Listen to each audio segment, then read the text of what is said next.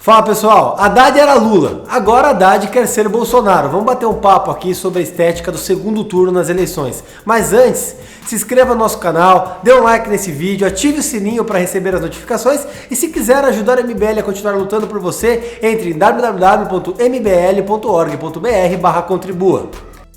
Bom, gente, vocês devem ter visto que a estética do segundo turno mudou. Curiosamente, o vermelho do PT sumiu das campanhas, sumiu das camisetas, sumiu dos carros e a campanha se tornou verde e amarelo. Da noite por dia, Bolsonaro fez o inimaginável. Ele conseguiu esconder o vermelho do PT e Haddad se tornou basicamente um patriota, um candidato que gosta do Brasil, gosta das cores do Brasil, escondeu a estrela manchada pela corrupção. Mas aí vem a grande dúvida, o que o PT efetivamente quer com essa mudança de estética? Qual é o objetivo do PT em esconder o vermelho, esconder a sua história? O PT, na realidade, ele busca agora enganar você, eleitor. Ele busca enganar as pessoas, escondendo o vermelho marcado pela corrupção e tomando as cores daqueles que o próprio PT achincalhou. Quem aqui não se lembra quando vestiu a camisa do Brasil, quando se vestiu de verde e amarelo e foi pra rua protestar contra Dilma Rousseff, dos petistas tirando sarro, falando da CBF, falando do verde e amarelo, ele que ostentava um MST vermelho, ostentava a bandeira vermelha do PT, agora, na campanha no segundo turno, mudaram. E mudaram por quê? Mudaram por uma questão muito simples. As pesquisas e o resultado do segundo turno mostrou que o brasileiro não aguenta mais o vermelho. E mais do que isso, o brasileiro não aguenta mais o socialismo. Todas as propostas que se assemelham a isso, que se assemelham às cores do PT, foram deixadas de lado e os candidatos que refletiram isso foram enxotados da campanha. Do resultado do primeiro turno ficou muito claro, com os mais de 48 milhões de pessoas que votaram em Bolsonaro, que a proposta socialista, a proposta vermelha, a proposta que limita a pessoa, que proíbe o porte de arma, ela não existe mais, ela não prospera com a população. E o PT, junto com seus marqueteiros, a sua instituição inteligência, a habilidade de manipular o debate político, sempre fizeram muito bem, soube fazer a leitura disso muito rápida. Esconderam Lula, Haddad parou de ser Lula, a hashtag Haddad é Lula sumiu, e agora estão vestindo o Haddad de Bolsonaro. Curiosamente, o trejeito do Haddad mudou, o jeito dele se portar, dele falar, começou a ser similar a Jair Bolsonaro, e mais do que isso, até de porte de armas o petista começou a falar. Porte de armas esse que o próprio PT, chefiados por Lula em 2005, na presidência da República, em 2006, após o referendo, foi lá e tirou da população brasileira. Esse é o retrato do que está acontecendo na eleição de 2018, e um retrato do que vinha acontecendo desde 2015, quando começaram as manifestações. Felizmente, o Partido dos Trabalhadores demorou a fazer essa leitura e o anti-PT se vestiu de Bolsonaro. Mas essa mudança da estética tem um impacto muito grande. O eleitor de classe média, as mulheres e principalmente os homens, o eleitor conservador, o eleitor que eventualmente votou no Geraldo Alckmin, que votou no Amoedo, votou no Álvaro Dias, esse eleitor não gosta do PT, ele não gosta da estética socialista. E essa é a verdadeira razão da mudança do marketing da proposta do Haddad. O Haddad agora escondeu o Lula, ele ocultou o lado petista que ele tinha e passou a atacar esses eleitores, ao apelo que esses eleitores têm. Por quê? Porque o voto no petista já está consolidado. Aquele pessoal que vota no PT, ele não vai mudar o voto e ir para o Bolsonaro. O voto do Haddad, o voto de grande parte que votou no Ciro, os poucos votos, 0% que votaram no Boulos, a parcela mínima que votou na Marina, que já havia se desidratado, foi toda a caminhar para o Haddad.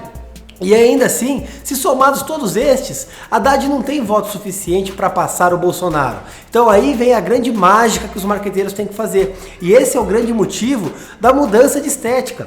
É a alteração da estética, a alteração de toda a linguagem para atingir aquela dona de casa, o senhor de classe média que quer bandido na cadeia, ele quer aquela pessoa que é contra a corrupção e justamente vem vendendo o discurso de anticorrupção no partido mais corrupto de todos. É por isso descaracterizar o Partido dos Trabalhadores. E essa disputa vai muito mais além do que você pode imaginar. Quando a gente para analisar o cenário eleitoral, quem se vestiu de verde e amarelo, quem levantou as cores da bandeira, as cores da pátria, honrou o Brasil, teve bons resultados nas urnas. Mas não é só isso.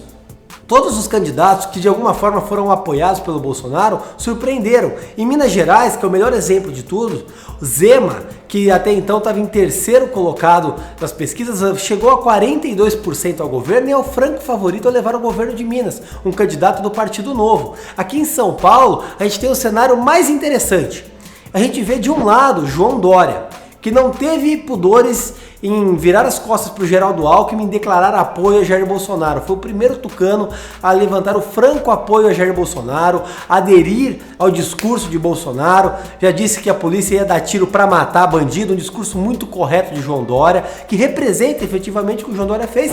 E de outro lado, Márcio França, um candidato que está no PSB, Partido Socialista Brasileiro, que dá mais da primeira hora de confiança do PT, que foi líder do governo do PT, sempre foi alinhado à esquerda, foi candidato a deputado junto do Partido dos Trabalhadores e agora, ainda assim, o PSB declarou apoio nacional ao Partido dos Trabalhadores. Isso mesmo, o PSB, partido do Márcio França, apoia o PT. Mas Márcio França, de forma muito ardilosa, sabendo que está no estado onde mais de 50% das pessoas no primeiro turno votou em Jair Bolsonaro, contra o PT, contra todos os outros, Márcio França não pode assumir o apoio de seu partido ao Haddad. Isso seria suicídio político no segundo turno. Então o que o Márcio França fez? Subiu no muro dos isentões e disse: não vou apoiar ninguém, mantenha uma porta aberta ao Haddad e feche um muro para o Bolsonaro. Obviamente está escancarado que o Márcio França vai votar no Haddad, é um cara que apoia o PT, sempre apoiou, a história diz isso, mas o cenário eleitoral atual não permite que um candidato se aproxime do PT.